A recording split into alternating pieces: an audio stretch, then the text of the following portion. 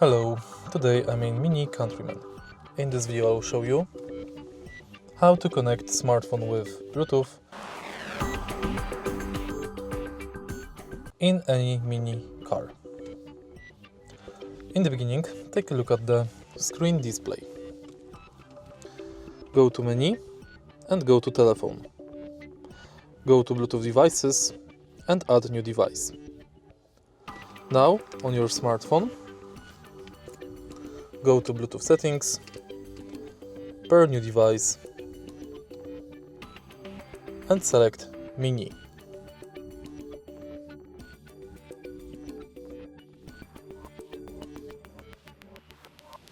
Enter passcode on the screen display. Enter the same passcode on your smartphone.